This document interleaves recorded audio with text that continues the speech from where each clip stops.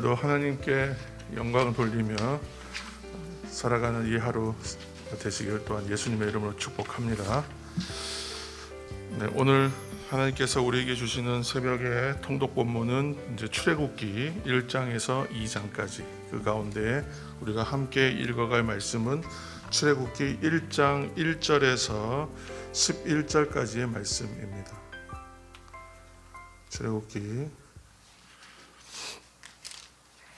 1장 1절에서 11절까지의 말씀.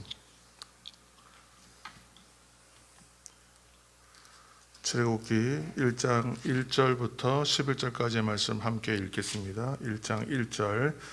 야곱과 함께 각각 자기 가족을 데리고 애굽에 이른 이스라엘 아들들의 이름은 이러하니 르우벤과 시므온과 레위와 유다와 이사갈과 스불론과 베냐민과 단과 납달리와 갓과 아세리요. 야곱의 허리에서 나온 사람이 모두 70이요 요셉은 애굽에 있었더라. 요셉은 그의 모든 형제와 그 시대의 사람은 다 죽었고 이스라엘 자손은 생육하고 불어나 번성하고 매우 강하여 온 땅에 가득하게 되었더라. 요셉을 알지 못하는 세 왕이 일어나 애굽을 다스리더니 그가 그 백성에게 이르되 이 백성 이스라엘 자손이 우리보다 많고 강하도다.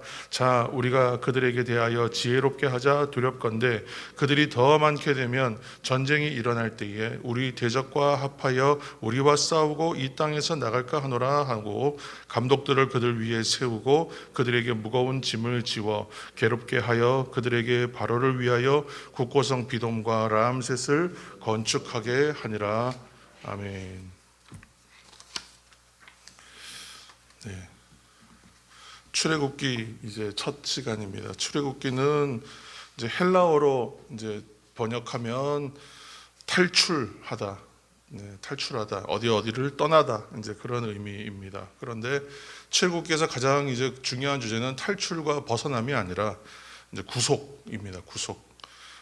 그러니까 하나님께서 이스라엘을 애굽에서 건져내시고 구원하시는 이야기, 그 이야기가 가장 중요한 주제입니다. 그래서 창세기가 시작의 책이다 그렇게 말한다면 출애굽기는 구속의 책이다 그렇게 얘기할 수 있죠. 하나님의 택함을 받은 백성들이 압제와 고통 가운데 있을 때에 하나님께서는 그 백성들을 구속하여 주신다. 그리고 그 구속하심을 통해서 백성들로 하여금 하나님이 어떠한 분인가, 곧 사랑하시는 분이다. 또 율법과 장막을 주셔서 또 하나님의 법을 지키며 살게 하신다. 이러한 사실들을 알게 하시는 것. 그러니까 하나님께서 어떤 일들을 행하시는가에 따라 그 일을 통해서 하나님이 어떠한 분인가를 깨달아가게 하시는 그러한 섭리가 있다. 하나님의 섭리를 또 발견할 수 있는 그러한 책입니다. 1장 7절 말씀을 한 절 읽겠습니다.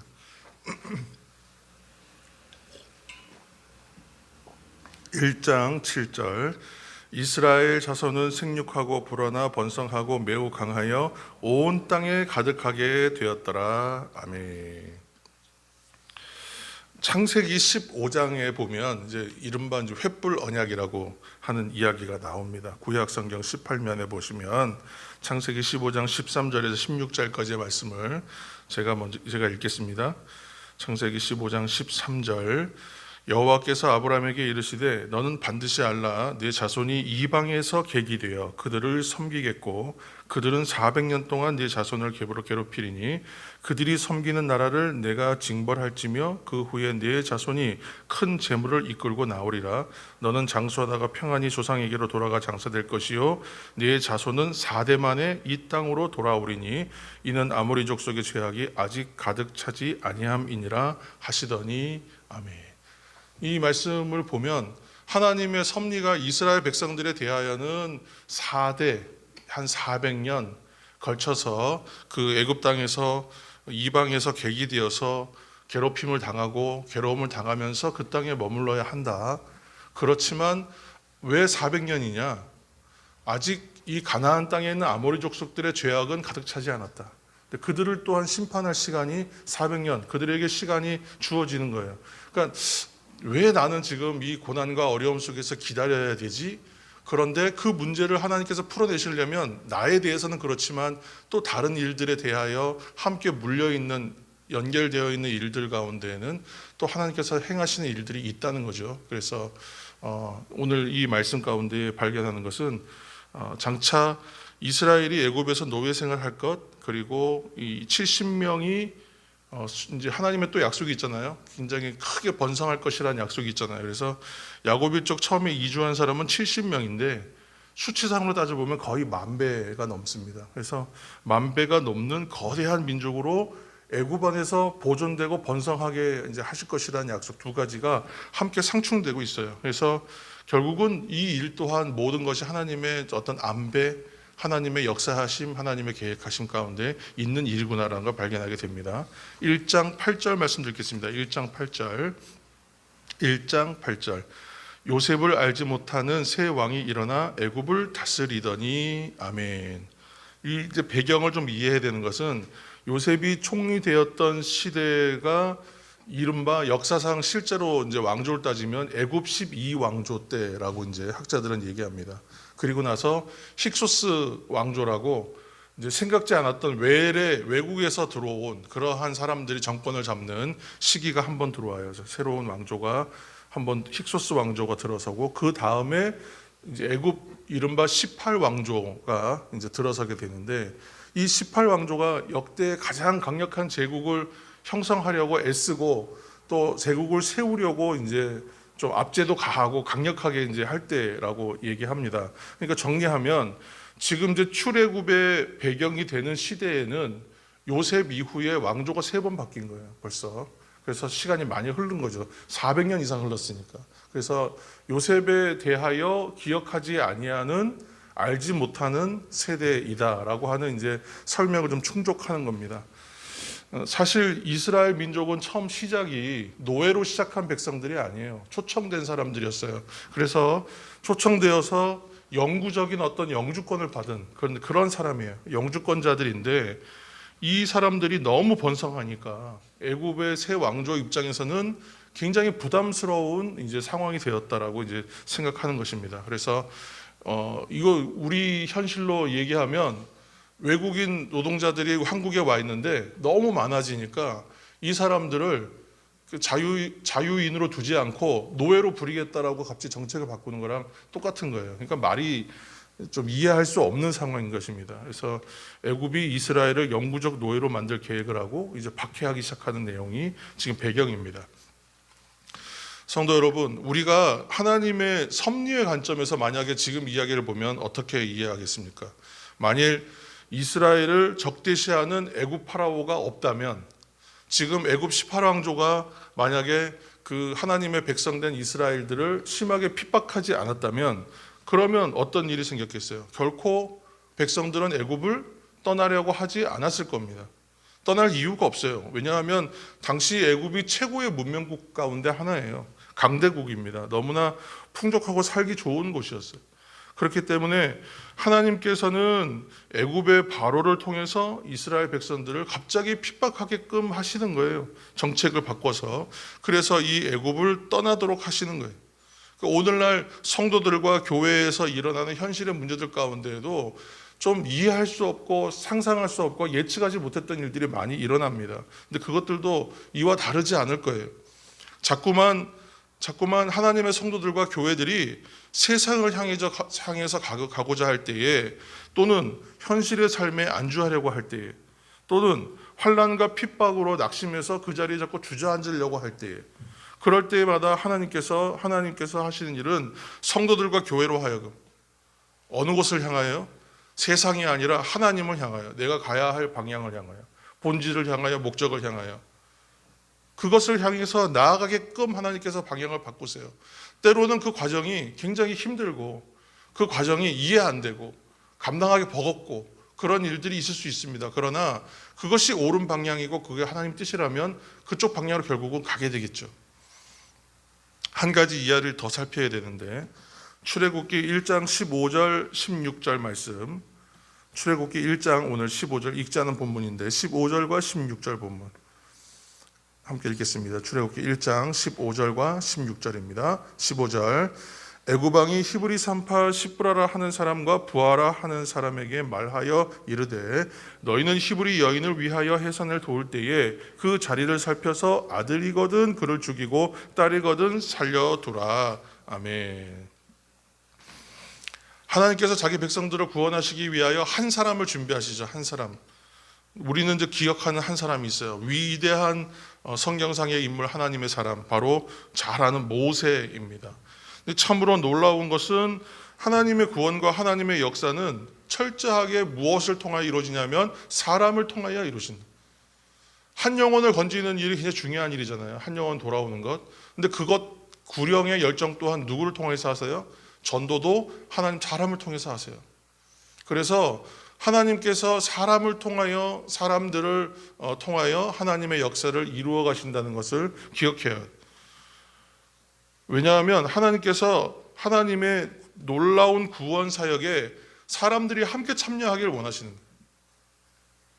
하나님의 자녀, 하나님의 백성들과 함께 하기를 원하시는 거예요. 그래서 자녀들을 양육하고 성장시키고 이끌어가고 방향성으로 우리를 주장하시는 것이죠.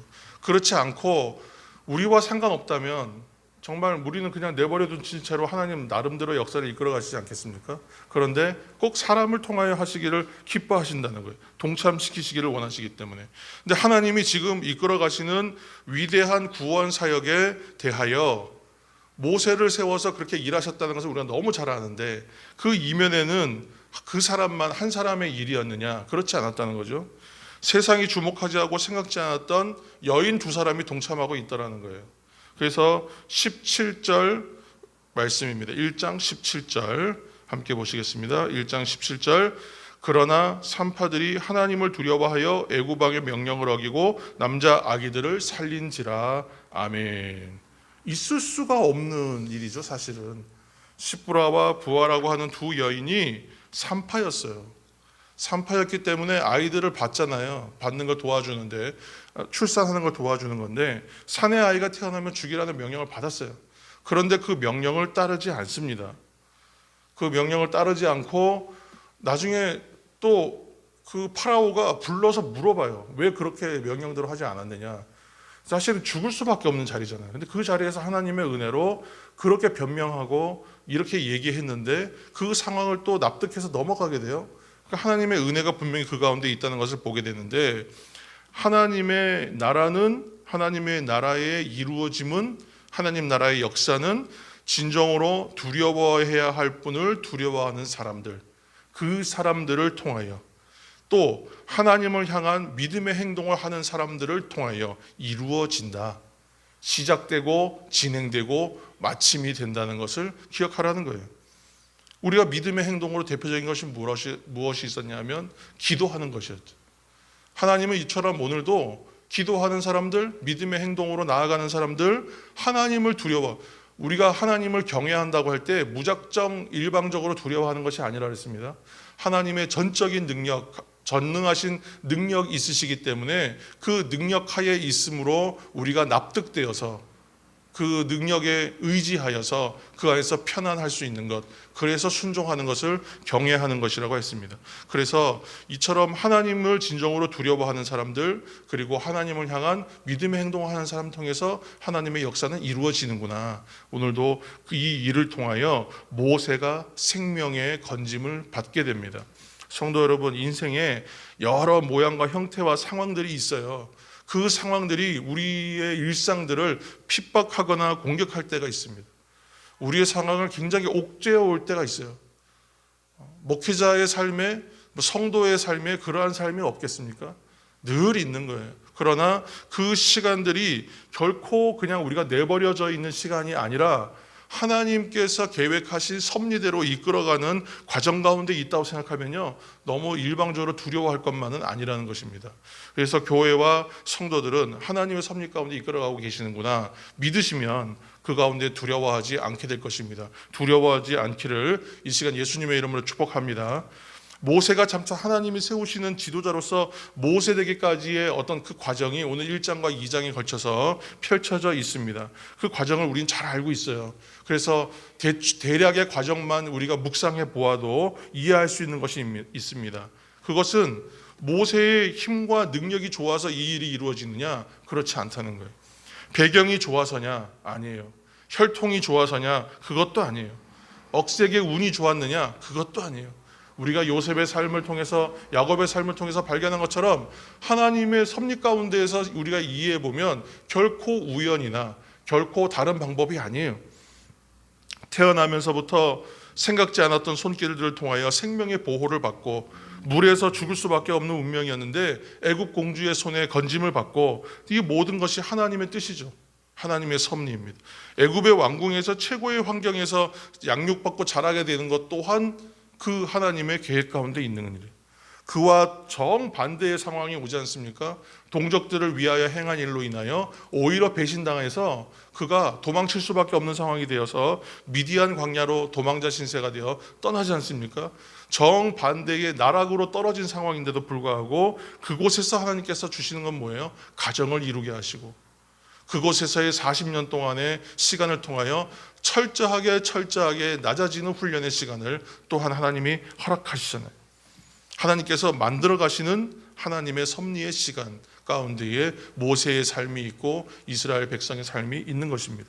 하나님이 우리의 삶 가운데에, 여러분의 삶 가운데에 어떻게 역사하셨는지 그 간증하실 것이 여러분들도 참 많으실 거예요. 새벽의 성도 여러분, 이 새벽 기억하시기 바랍니다. 하나님은 우리의 작은 믿음의 행동을 오늘도 기뻐하시는, 그리고 정작 두려워해야 할 사람, 그 사람을 통하여 하나님의 일을 이루어 가시기를 기뻐하세요. 오늘도 하나님의 계획과 뜻이 우리 성도들을 통하여, 교회를 통하여 이루어지고 이루어 가기를 오늘도 원하시고 기뻐하시는 하나님이라는 것입니다. 오늘도 후회가 없는 최선의 삶을 통해서 하나님께 영광되고 기뻐하심을 이루는 우리 성도들과 교회가 되시기를 예수님의 이름으로 축원합니다.